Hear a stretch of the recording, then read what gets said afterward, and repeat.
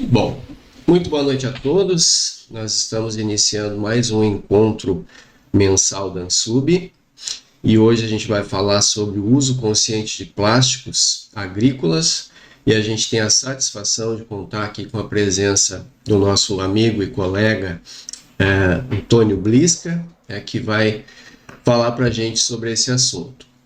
Blisca, é um prazer tê-lo conosco. Fique à vontade aí para fazer a sua apresentação e as perguntas então serão feitas no final, né? Quem tiver perguntas vai acionando ali a mãozinha, né? No dispositivo do Meet para a gente abrir depois o microfone. Obrigado, Blisca. Palavra contigo. Boa noite a todos. Obrigado, Claudimar, pelo convite. Obrigado aí aos colegas da Ansub que permitem que esses encontros aconteçam, né? Eles fazem acontecer, tá?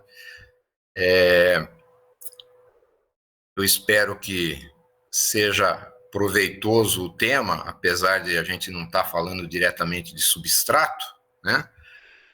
Mas vocês vão ver que são coisas intimamente ligadas aí, né?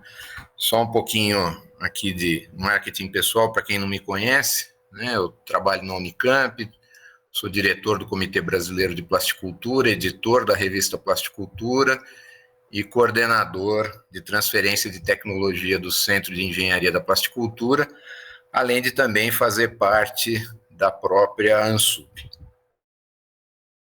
Então, primeiro questionamento aí é: por que falar de plásticos e não de substratos?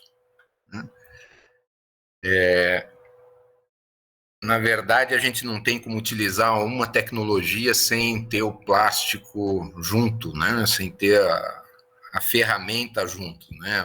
Usar o substrato hoje eu acho que é praticamente impossível se o plástico não vier acompanhando aí. Então, a gente tem bandejas, vasos, contentores, tubetes, tudo aí que envolve esse uso do substrato implica também no uso do plástico. O substrato é muito fácil de dar uma destinação depois do seu uso. Já o plástico não é tão simples. A gente precisa também ter um olhar mais atento aí para o que fazer com esse plástico que está vindo junto com o substrato, né? Principalmente pelo momento aí que passa a humanidade, né? Momento de emergência climática. Eu sou meio cético aí quando se fala em mudanças climáticas e que o homem é o culpado de tudo. A gente esquece que o mundo tem um pouquinho mais de 4 bilhões de anos e jogar tudo na conta do homem, não sei se está correto, né? A gente sabe muito pouco do mundo para falar que o homem é o culpado de tudo. Mas também não quer dizer que a gente não possa fazer nada, né, em relação a esse problema da emergência climática. Então, aí eu vou falar um pouquinho sobre pegada de carbono, sobre ações sustentáveis, né, sobre posicionamento ESG, que as empresas estão adotando, mas que nós, pessoalmente, tanto como pessoa física ou eventualmente como pessoa jurídica, quando a gente está falando em produção agrícola, né, a gente também tem que adotar aí uma posição em relação à sustentabilidade de uma maneira muito clara e muito transparente, que nem sempre tem acontecido, né? Então, o que é a pegada de carbono? Só rapidamente, para quem não está familiarizado, né, com essa conceituação, foi uma metodologia criada para medir as emissões de gases de efeito estufa, todas elas, independente do tipo de gás, e a gente traz para um denominador comum, né, são convertidas em carbono equivalente. Esses gases são emitidos na atmosfera durante o ciclo de vida de um produto, de um processo ou de um serviço, né? E o ciclo de vida seria, então, o conceito também de criação de um produto até o seu descarte final, tá? Emergência climática, aquecimento global, designa o aumento das temperaturas médias do planeta ao longo dos últimos anos, o que em tese é causado pelas práticas humanas, e aqui eu ressalto, eu estou nessa turma aqui dos céticos, né? Eu sou um dos que discordam quanto a isso no campo científico, não é o nosso tema aqui hoje, né? Mas é uma coisa a se pensar. A principal causa desse problema climático que afeta todo o planeta é a intensificação do efeito estufa, que é um fenômeno natural responsável pela manutenção do calor na Terra. Para quem quiser procurar mais informações, tem um link.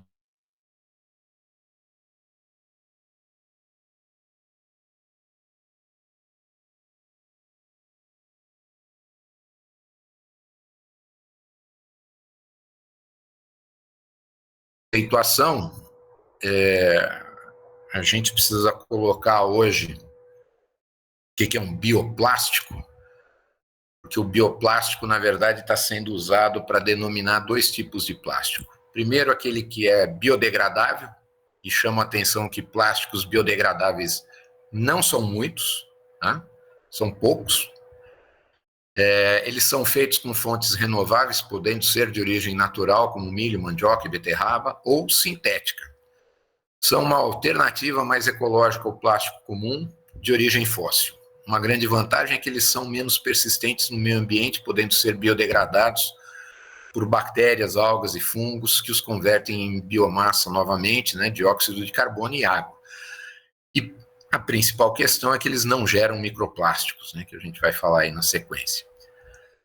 O bioplástico também pode denominar o plástico de origem vegetal, ou seja, o carbono de origem não fóssil na constituição dessa cadeia de plástico, né? Então, é o caso do plástico de cana-de-açúcar, né? Mas ele não é necessariamente um plástico biodegradável, né? Porque ele tem uma origem vegetal que ele é biodegradável. Do ponto de vista químico, ele é exatamente igualzinho ao plástico de origem fóssil, de origem da nafta do petróleo. E aí, só para ter um pouquinho de visão do que é isso, né? Tem um pessoal do Instituto de Bioplásticos na Europa que criaram esse pequeno gráfico aí, que é para a gente poder enxergar melhor o que são bioplásticos, né? Você tem aqueles que são biodegradáveis e aqueles que não são biodegradáveis. Não vou entrar em detalhe, mas é só para as pessoas saberem que nem todo bioplástico é biodegradável. E aí entramos, então, num dos problemas que está na moda, vamos dizer assim, na moda da mídia, né? São os microplásticos, tá? São detritos plásticos com tamanho inferior a 5 milímetros, né, ou meio centímetro. Os polímeros relacionados à formação de microplásticos são de origem do polietileno tereftalato, que é o PET, polipropileno, poliestireno, poliuretano, PVC e nylon. Tá? E aqui a gente tem nesse gráfico do lado direito, só para ter uma ideia, né, de ordem de grandeza do que é um microplástico, um grão de areia e assim por diante. Tá?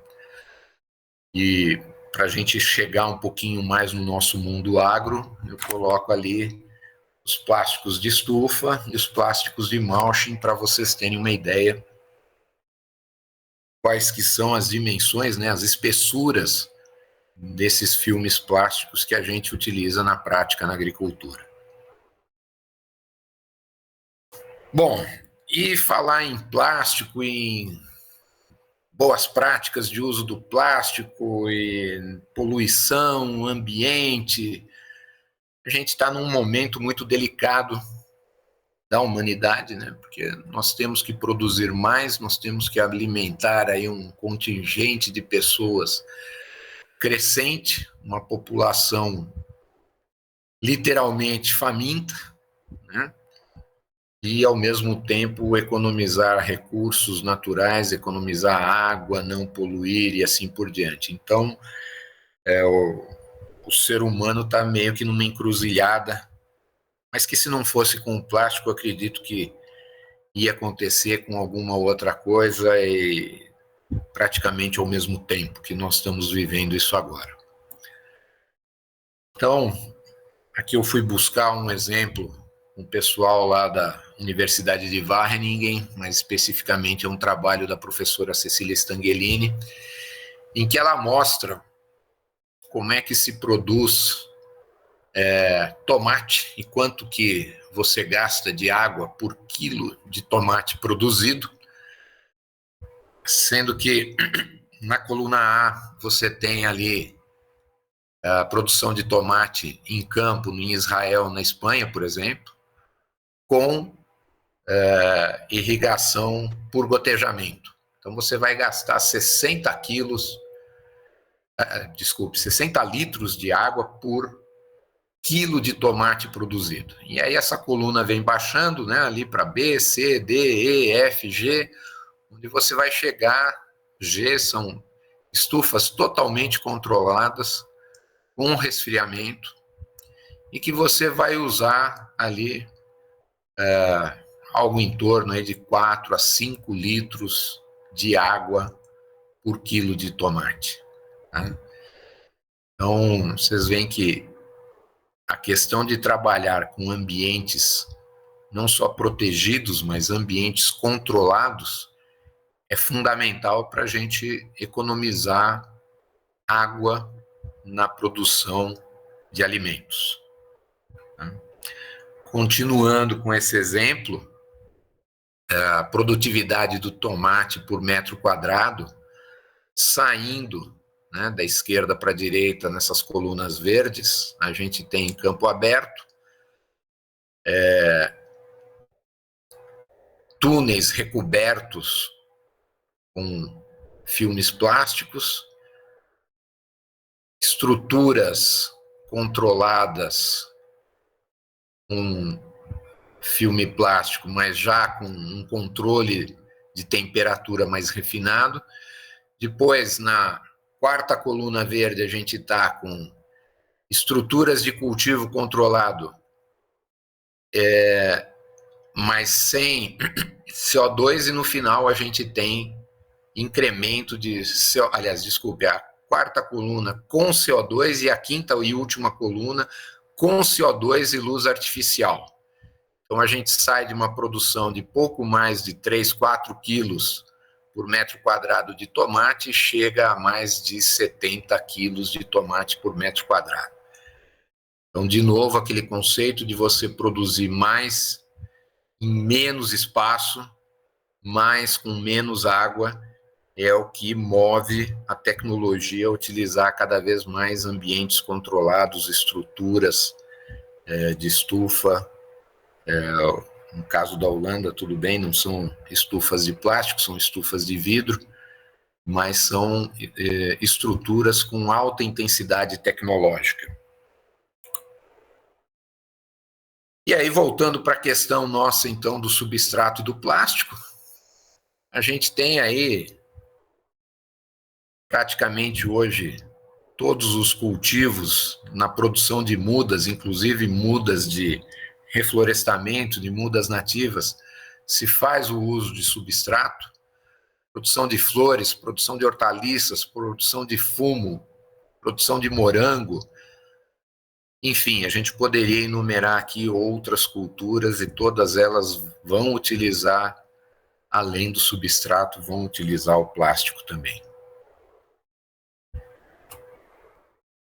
Ele não está só no contentor, no tubete, ele está também no filme da estufa, no filme de cobertura do solo, nas telas de cobertura, telas de fechamento, fios e telas de tutoramento, nas roupas de proteção individual ali do sujeito que está trabalhando, aplicando algum tipo de pesticida, enfim. Caixas de transporte, canos de irrigação, etiquetas que vão para o mercado.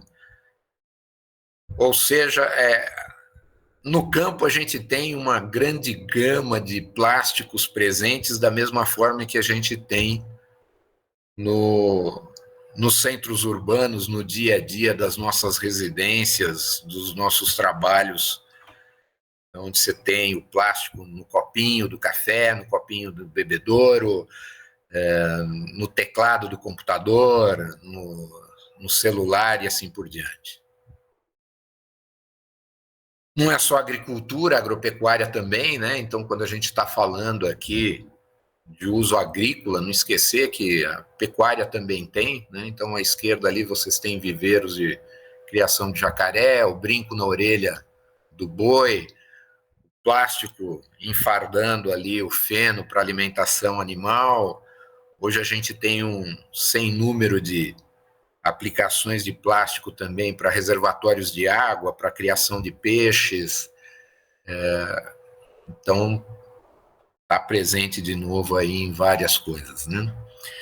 E aqui, só para a gente não se delongar, eu tirei uma foto de um outdoor alguns anos atrás, desse trabalho que o INPEV faz e que é um case de sucesso no Brasil e no mundo.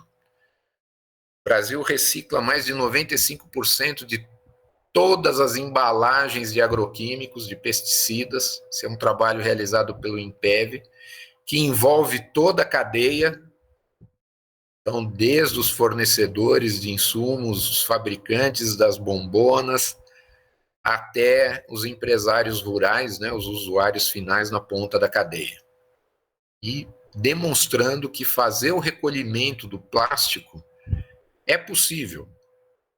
Não vou dizer que é fácil, o INPEV fez uma apresentação conosco lá na Unicamp, agora no finzinho do mês de setembro, e a gente pôde ver que é um trabalho de formiguinha, é um trabalho de médio e longo prazo, mas que em algum momento começou lá atrás e hoje colhe esse sucesso, vamos dizer assim, na medida em que eles têm várias ações aí junto aos usuários. Na parte de aquicultura, nós estamos trabalhando aqui em São Paulo com o Instituto de Pesca, que também já tem um projeto de recolhimento que é batizado aí de petrechos de pesca, mas que a ideia é que isso não fique restrito ao litoral. Eles participaram conosco aí da chamada que a FAO fez e que eu vou falar aí em sequência, né? Então, isso foi encaminhado para a FAO, as sugestões do Instituto de Pesca, e toda essa parte de aquicultura aí que se apresenta como uma opção de atividade econômica para o nosso empresário rural também no Planalto, vamos dizer assim, né? Vai ter que ser assistido de alguma forma, na medida em que redes, tanques e etc. também são feitos de plástico, né? E a gente tem aqui toda a parte de embalagens, ou seja, aquilo que está saindo da porteira, está saindo da propriedade rural. A gente já tem disponibilidade de algumas embalagens recicláveis ou reutilizáveis. Não são baratas, mas o consumidor já está olhando com um pouquinho de diferença aí para os mercados que estão preocupados com isso.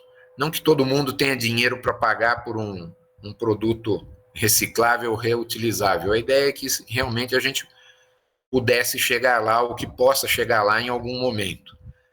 Mas hoje você já tem uma parcela do mercado consumidor consciente dessa necessidade e não só consciente, mas aberto a pagar por isso. Tá? E aí eu acho que o nosso empresário rural tem que aproveitar esses nichos de mercado também. Então, substrato de plástico, reforço, né? Eles são inseparáveis.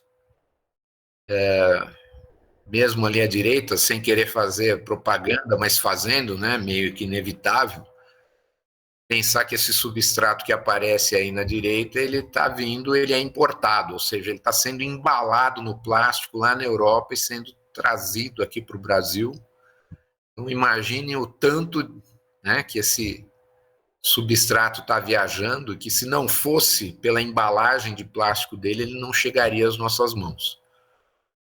Tem gente que não abre mão de utilizar certo tipo de substrato pela qualidade ou pela característica que ele apresenta de maior e melhor produtividade daquela cultura que você está trabalhando. Então, quando sai da propriedade rural, a gente muitas vezes não sabe aproveitar.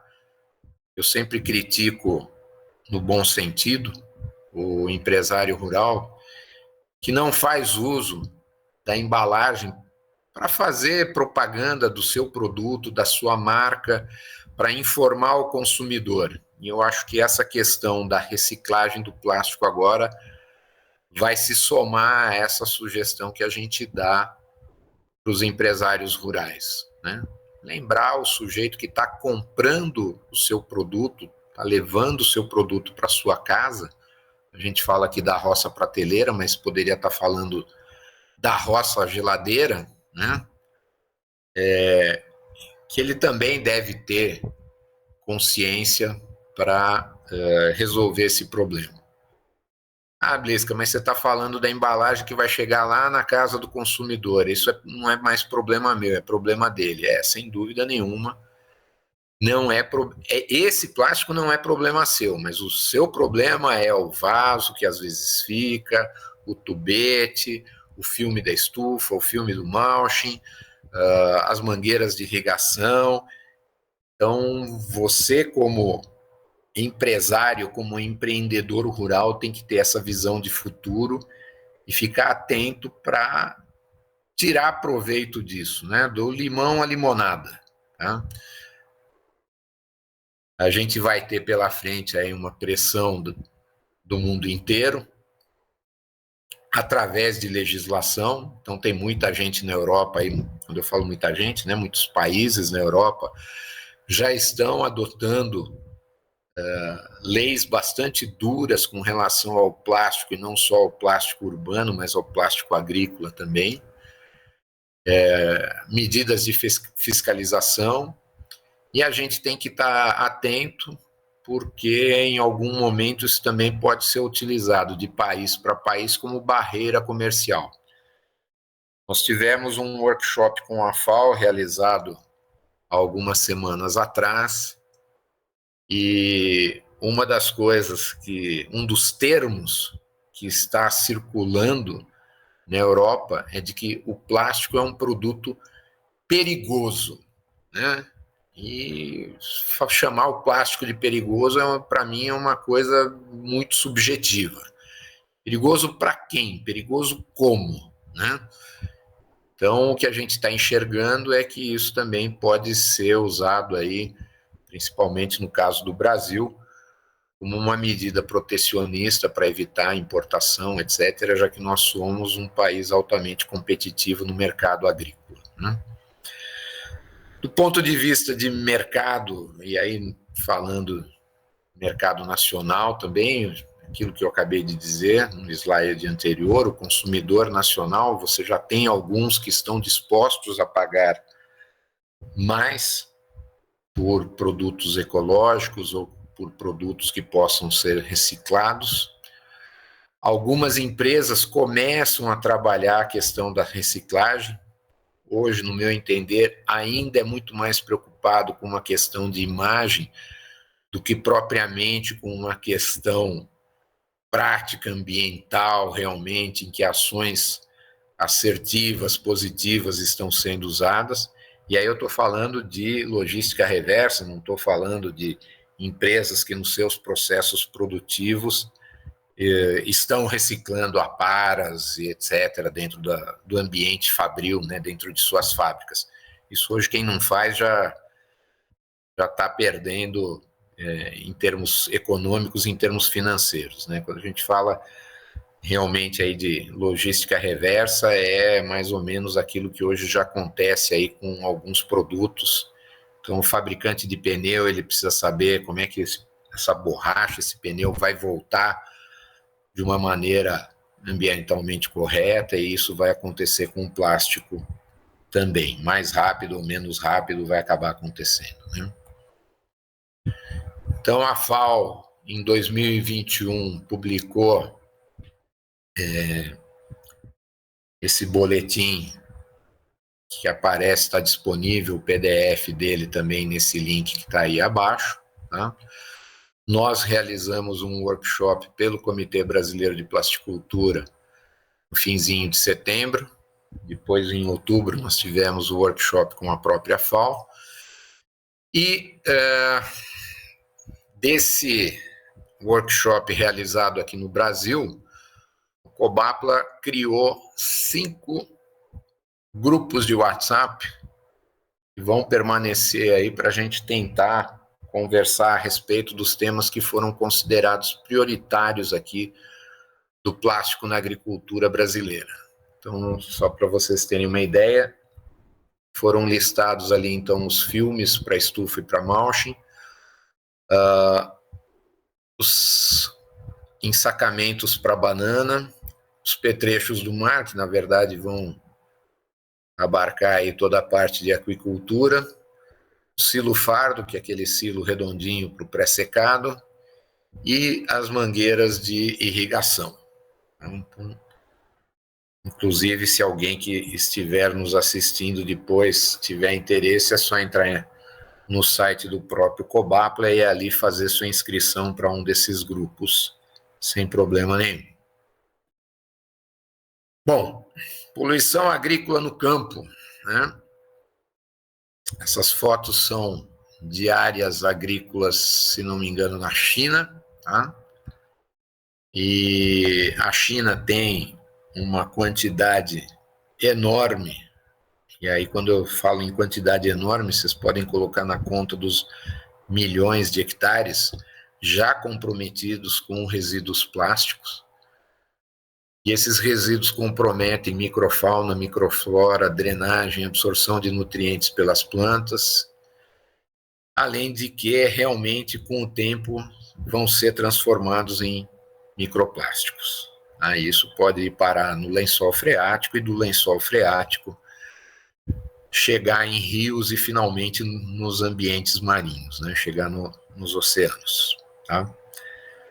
Então, aqui no Brasil, a gente não quer repetir essa experiência, a gente quer se antecipar, por isso que a gente fala em uso consciente do plástico agrícola. Então, microplásticos, ainda se sabe muito pouco a respeito, ainda não se tem metodologias para análise dos microplásticos no ambiente. Ao mesmo tempo, já está aparecendo na mídia aí que tem microplástico na nuvem, microplástico na placenta, e assim por diante, né? E a piadinha aqui quase não precisa de tradução, está em francês, né? A consumidora ali está pedindo um saquinho plástico para embalar o peixe, mas o vendedor fala que o plástico já está dentro do peixe, né? Então, esperemos não ter que chegar nesse extremo aí. Então, hoje, na verdade, mais do que falar o que fazer, a gente está tentando, pelo menos, começar a falar o que não fazer. Então, não deixar o plástico no solo, deixar no ambiente. Mas eu não tenho o que fazer com ele. Recolha, guarde, em algum momento que você tiver um volume razoável, levar para um sucateiro e, enfim, ter aquela atitude consciente de que não fazer isso é pior, tá? Então, não se deve enterrar e muito menos queimar esse resíduo aí que vem de diferentes maneiras parar dentro da propriedade rural, né? Aqui só para vocês terem uma ideia, essa tabela foi montada pela FAO e ela apresenta uma gradação, quanto mais alto ali o valor e mais vermelho, pior é o produto agrícola no ambiente. Então, só para vocês terem uma ideia, o O pior plástico presente na agricultura é aquele que recobre o fertilizante de liberação lenta, gente. Até eu confesso, eu não sabia da periculosidade desse fertilizante. Aqui no Brasil ele não é tão problemático porque ele não é muito usado, ele ainda é pouco utilizado.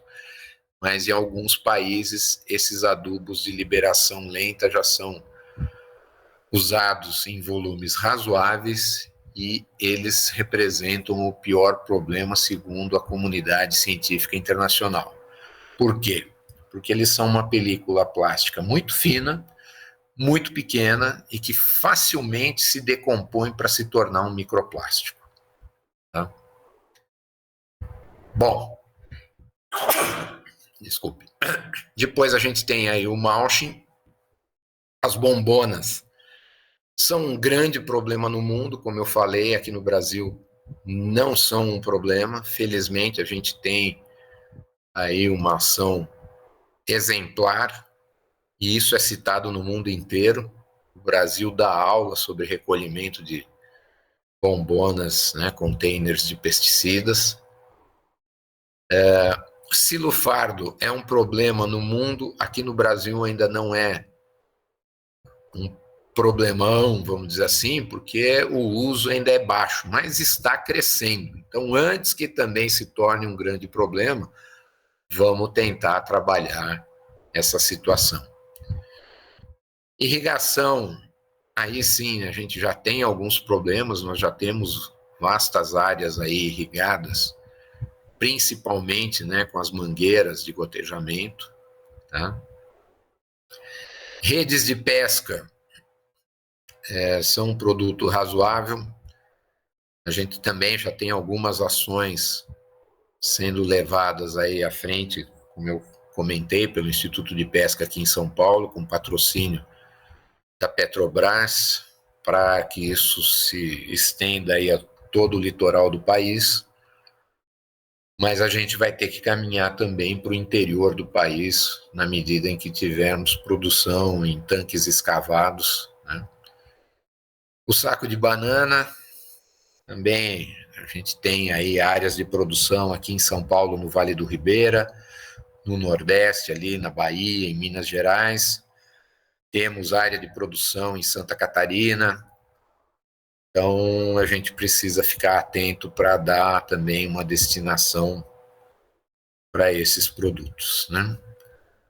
Continuando aqui, a gente tem embalagens de adubos, vasos, cordas, sacos de alimentação, silagens, estufas, etc., que não são problemas tão imediatos assim, ou tão grandes, porque normalmente os filmes, tanto os de estufa quanto os de silagem, eles acabam sendo reutilizados nas propriedades. Isso a gente sabe que uma lona plástica sempre acaba tendo um segundo uso, mas em algum momento ela também tem que ser descartada, né? E aí a gente tem que ter aquela consciência de fazer o encaminhamento correto desse produto, tá? Bom, então quais são as opções? Recolher e reutilizar, recolher e reciclar, ou trabalhar com produto biodegradável. Lembrando aquilo que eu já comentei, o produto biodegradável, ao menos aqui no Brasil, a gente ainda não tem tanta disponibilidade, né? É um produto mais caro, então acaba ainda não estando tão disponível assim no nosso mercado. Aqui a gente mostra o que um grande produtor de tomate está fazendo em Sumaré. Ele usa o mulching a céu aberto e a cada 6 meses ele recolhe esse filme, assim como as mangueiras de irrigação, acumula num determinado ponto e depois encaminha isso para um sucateiro. E isso a gente precisa começar a pensar, mas Blisk, isso dá trabalho, eu não tenho tempo, eu não tenho gente, isso não tem valor. Não, tem valor, gente, desde que a gente saiba trabalhar o conceito de que é um plástico que pode ser reciclado. Era que nem latinha de alumínio, né? Antes a gente jogava fora, hoje você tem sempre alguém vindo atrás da latinha de alumínio, por quê? Porque ela tem um valor. Não é grande? Não, não é grande, mas ela não deixa de ter valor, né? Então, aqui é um exemplo do que já é feito lá na França, né, na Europa, de maneira geral. Na primeira fotografia, à esquerda, vocês estão vendo um trator que está passando com rolos por cima do mulching. Ele está varrendo esse mulching por cima. Tá certo que a grande quantidade de terra não vai estar na parte superior do mulching, vai estar na parte inferior. Mas, enfim, ele dá uma limpada, entre aspas, e aí ele recolhe esse mulching, coloca na beira da área de cultivo, e isso depois é levado para um container, para uma área de reciclagem. E lá na França, esse cara é remunerado, entre aspas, pela qualidade do plástico que ele está colocando para ser reciclado. Então alguém vai lá, tira uma amostra e vira e fala, olha, tantos quilos de produto reciclável, X são plástico, Y é água, né, porque vai umidade junto, e Z é terra, tá? Então, em função disso, eles vão remunerar esse empresário rural pelo tanto de plástico que ele está reciclando, recolhendo e reciclando. É fácil de chegar nesse ponto? Não, sem dúvida nenhuma. Você precisa ter legislação, você precisa ter educação, você precisa ter essa cultura de que vamos preservar o ambiente, vamos reciclar o plástico. Tá? Então, pode ser feita uma reciclagem mecânica, e aqui à esquerda vocês estão vendo já vários tipos de plásticos sendo embalados também, né, sendo levados para transformação. Então, é a chamada reciclagem mecânica, e a gente pode também fazer a reciclagem química. Tá? É um outro processo. Através de pirólise, eu vou gerar combustível a partir do plástico. Isso tem sido feito em alguns lugares na Europa, de maneira experimental, no México. Ainda não é feito em grande escala, mas é um caminho que está sendo pesquisado e testado. Né? A pirólise não é um processo fácil, mas também não é um processo impossível. Eu não sei se hoje está nos assistindo aqui, talvez, Claudimar, você possa me ajudar. Acho que é o Ferrari que deu uma das palestras.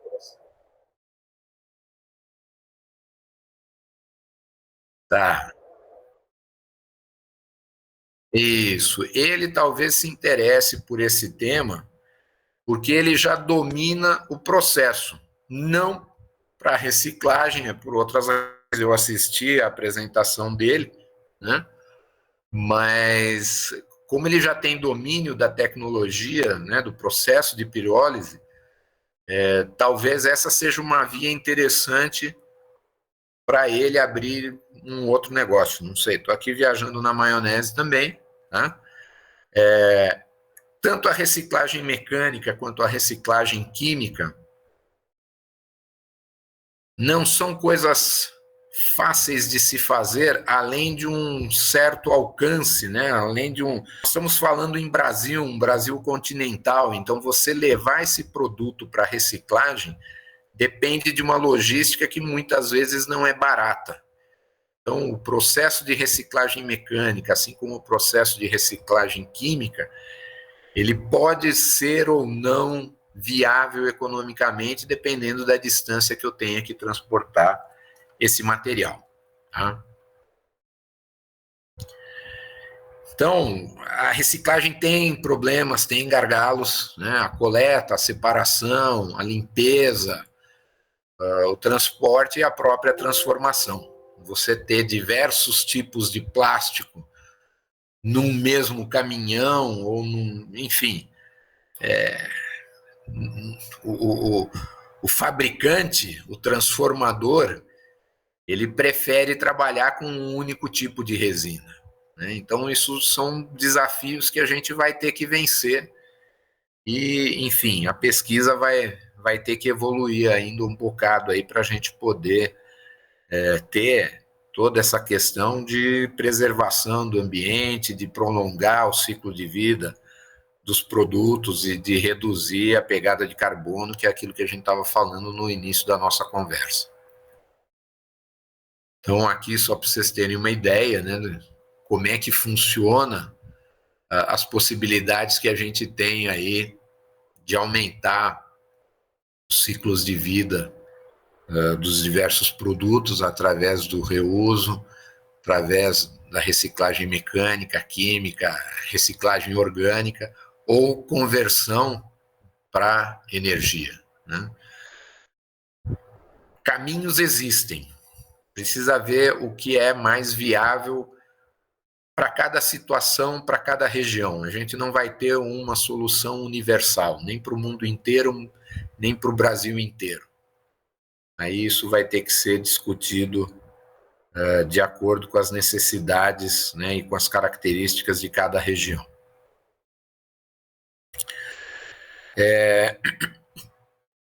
Aqui em São Paulo, a gente, em junho, lançou um programa, chama Eu Plastifico, Nós Reciclamos, também é um programa voluntário, está sendo capitaneado aí pela EACEA. Se vocês buscarem, acabou faltando eu colocar aqui o site, né, mas não é difícil de encontrar.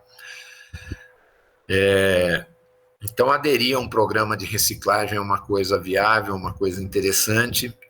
Existem iniciativas, às vezes, municipais ou estaduais. Essa semana passada, na sexta-feira, a gente teve uma reunião do Comitê Brasileiro de Plasticultura e o pessoal de Minas estava citando aí para a gente que eles estão iniciando alguma coisa em alguns municípios através da Emater. Enfim, as pessoas têm que tomar a frente e, de preferência, não ficar esperando muito o poder público para fazer tudo, porque realmente o poder público às vezes não dá conta, às vezes não está interessado, né? Então, mas a gente tem que pensar que o planeta Terra é a nossa casa, dos nossos filhos e dos nossos netos, né? Então, vamos tentar resolver esses problemas também, né? Bom, lembrar que existe uma lei de resíduos sólidos, aqui no Brasil, por enquanto, está dentro daquele rol das leis que não pegou, né?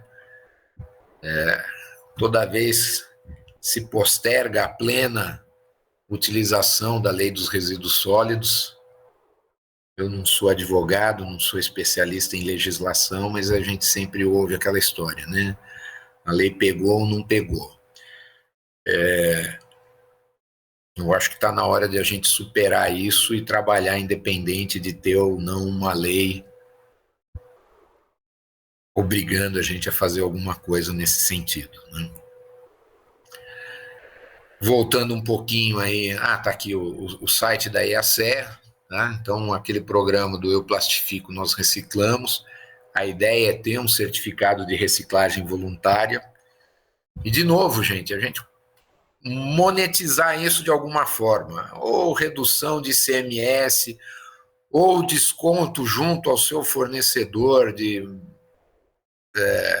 filme plástico, de material de irrigação, ou junto ao município, e fazer propaganda ao seu consumidor final, virar e falar, olha, eu sou um empresário rural consciente, eu estou reciclando plástico no meu processo de produção.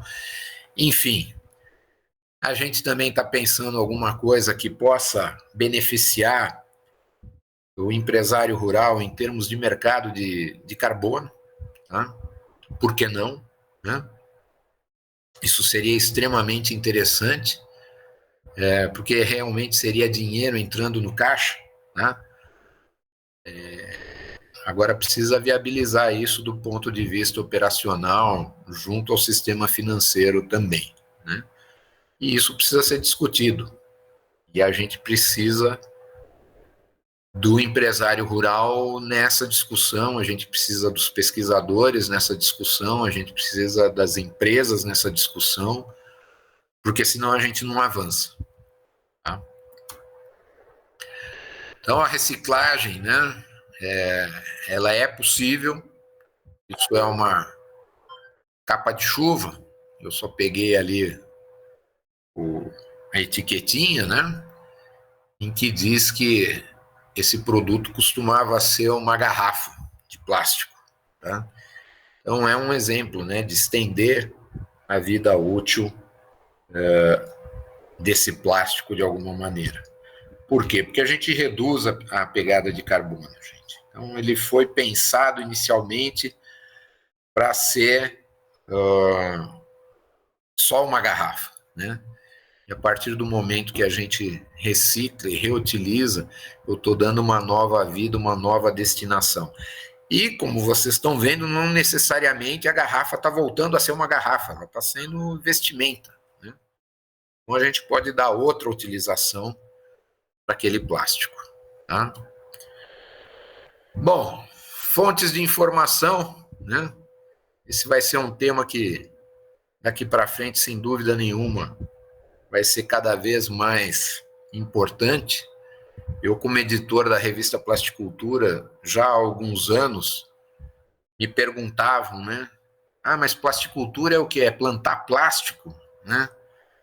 Ou outra pergunta que eu já tive que enfrentar, né? Ah, mas você não vai mudar o nome da revista, né? Tá ligado ao plástico e não sei o quê. E o meu pensamento é justamente o contrário. É mostrar que o uso do plástico na agricultura é uma tecnologia que interessa, sim, ao agricultor, ao empresário rural, traz benefícios, assim como traz desafios. E a gente tem que superar esses desafios e tem que tentar mostrar quais são esses caminhos, né? Pelo Centro de Engenharia da Plasticultura, lá na Unicamp, a gente está com um podcast também. Eu, entre aspas, sou o âncora do podcast, né? Então, se vocês já estão cansados de me ouvir aqui hoje e quiserem cansar um pouquinho mais, por favor, deem uma procurada. O podcast está no YouTube, né? Pela revista Plasticultura, a gente tem um outro podcast, que é o Play Agricultura. Ele não fala especificamente de uso de plástico na agricultura, ele realmente fala sobre tecnologia no agro. Não sou eu que faço o podcast, então fiquem tranquilos, não vão me ouvir no Play Agricultura. Tá? E, gente, por favor, né?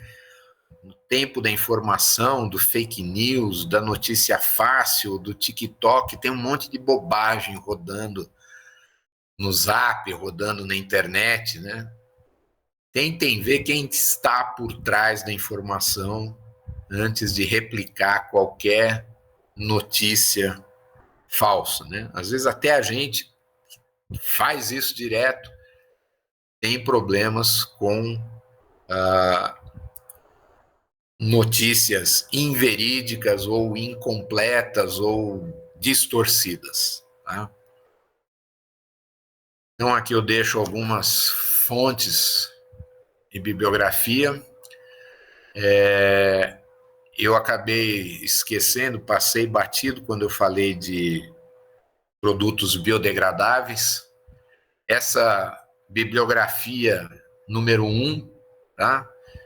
Ela trata do impacto do uso dos plásticos oxidegradáveis ou oxibiodegradáveis, em que o nome é extremamente infeliz, porque de biodegradável ele não tem nada, e muito pelo contrário, ele está sendo usado por empresas mal intencionadas, eu diria, no mínimo, né?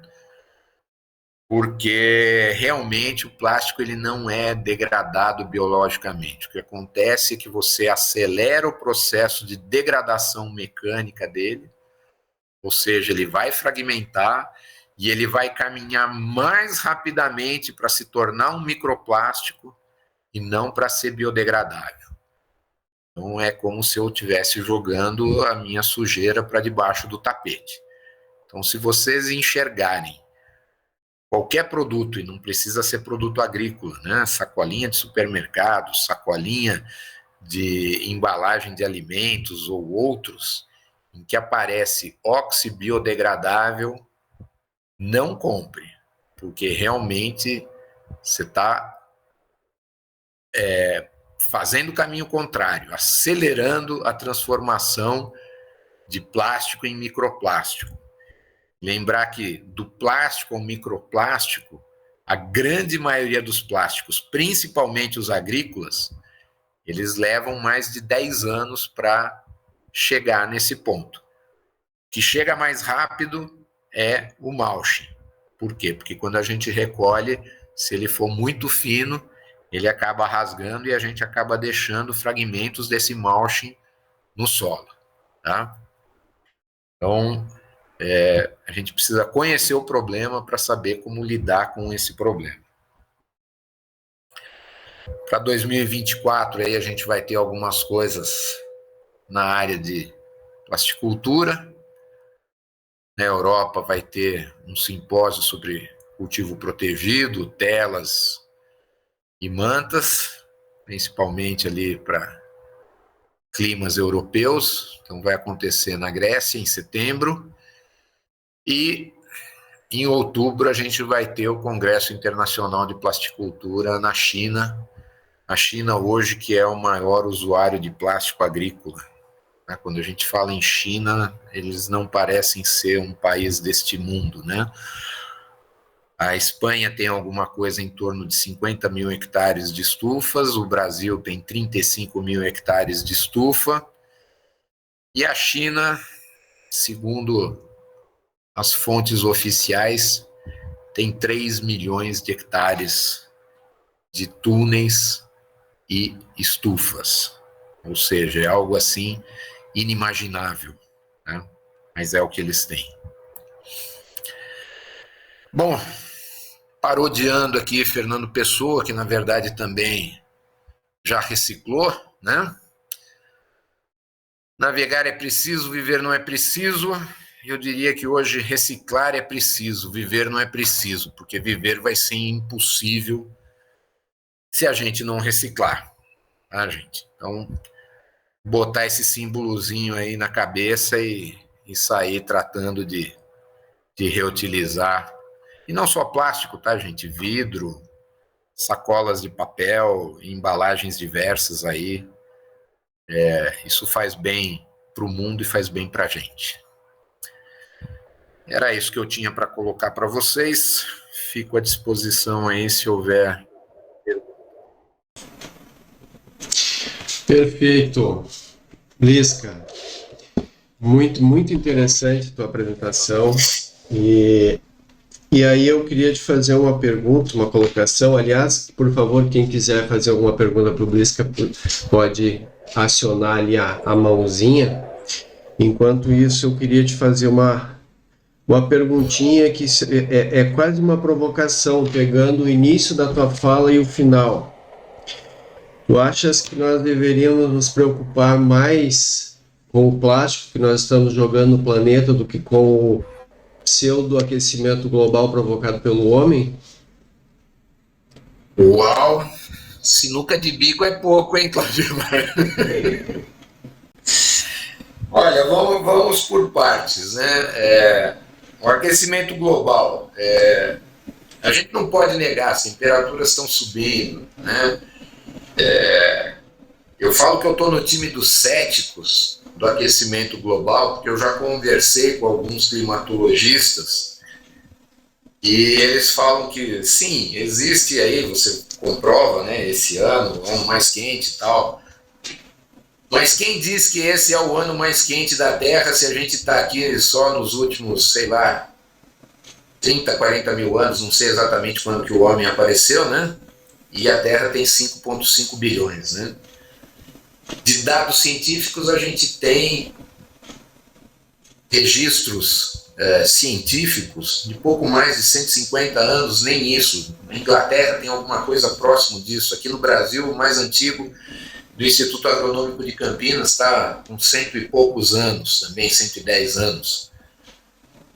Então é como se eu ligasse um relógio, né, um cronômetro, no último dia do ano, às 23 horas e 59 minutos, e me disse os últimos 60 segundos, eu olhasse para o cronômetro e falasse, nossa, olha só que legal, estou conseguindo registrar o tempo, né? E esqueci todo o ano que passou para trás, eu não tinha relógio, eu não vi nada do ano que passou. E é interessante, né, para não depender exclusivamente de dados científicos, eu li um livro histórico que fala sobre as grandes descobertas portuguesas e espanholas, etc. Tal, escrito por um inglês, em que ele mostra, ele prova que todos os mapas das descobertas foram, na verdade desenhados, feitos por navegantes chineses, tá? Em 1400 e pouquinho. Ele foi para Dinamarca, comprovou em 1400 e pouquinho, 1421, a Groenlândia, coincidentemente, né, em inglês é Green Land, terra verde, era pasto. E isso está registrado em cartório. Tem uma mulher que se casou pela segunda vez, o dote do casamento dela era uma fazenda na Groenlândia, com X cabeças de vaca e mais X cabeças de ovelhas. Então, a Groenlândia está derretendo agora, está derretendo, mas ela já foi derretida e nem há tanto tempo atrás, né? 1421. Então, enfim, tem muito ainda o que se discutir se as causas do aquecimento global realmente são causadas exclusivamente pelo homem ou principalmente pelo homem, né? O aquecimento antrópico, né? E chegando no plástico, segunda parte aí dessa sua pergunta capciosa, é difícil você pensar, eu não consigo pensar, né, em produzir tudo que a agricultura produz, não só a agricultura, a indústria de maneira geral, a indústria automobilística, etc., etc., sem o plástico. É fácil criticar o plástico, eu costumo brincar, o plástico boia, o pneu afunda, a latinha afunda, a garrafa afunda, né? Esse plástico boia, então ele é o mais fácil, o mais visível, é fácil você jogar pedra. Mas qual que é a alternativa que nós temos ao plástico? Me dá uma alternativa, eu troco já, é amanhã, hoje. E não tem alternativa, então enquanto não tiver alternativa, a gente tem que trabalhar com plástico. Na verdade, assim, eu acho até que o problema nem é alternativo, o problema é educacional. A gente tem que dar educação para o povo. Lixo é no lixo. Agora, e isso se repete, né? Eu conversei com algumas pessoas aí viajando para o exterior, a gente às vezes quando viaja para o exterior, se encontra lixo na beira de estrada, se encontra lixo na beira dos rios. Isso não é um problema exclusivo do Brasil, muito pelo contrário, né? Você vai para o Sudeste Asiático, então é um caos também, né? Precisa ter alternativas. Claro. Pessoal, alguém quer fazer alguma pergunta aí, por favor? Aproveitando também, deixa eu te perguntar uma outra questão. Tu achas que uma das possíveis saídas seria a certificação de produtos que trabalhem bem o plástico, no sentido de que não deixem esse rastro? Porque hoje se sabe que muitos mercados, principalmente europeu, eles estão colocando barreiras, né, com selos, né, que comprovam toda a origem, a cadeia de custódia dessa produção. E eu não sei, eu acho que tu não chegaste a falar sobre isso, se existe alguma coisa já em relação a o plástico, né? O que tu me diz a respeito disso? Então, esse programa do Eu Plastifico, Nós Reciclamos, a ideia é justamente ter toda a rastreabilidade desse plástico e, em cima dessa rastreabilidade, você poder emitir um certificado e, enfim, promover de alguma forma os bons agricultores, os bons empresários rurais, as boas empresas, as boas indústrias, para você poder privilegiar, né, o mercado dessas empresas que têm uma atitude ambientalmente correta, sustentável do ponto de vista econômico e ambiental. Então nós vamos caminhar para isso. É que demora, né? A urgência climática está maior do que a urgência ambiental. Infelizmente, né? Nós estamos enfrentando dois problemas simultâneos. Mas, de novo, a emergência climática ela vai ser também provavelmente, possivelmente controlada ou minimizada pelo uso de tecnologia plástica. Então, telas de tratamento, telas reflexivas, pintura de plástico de estufas. Isso não vai ter jeito. Nós vamos ter que partir para isso.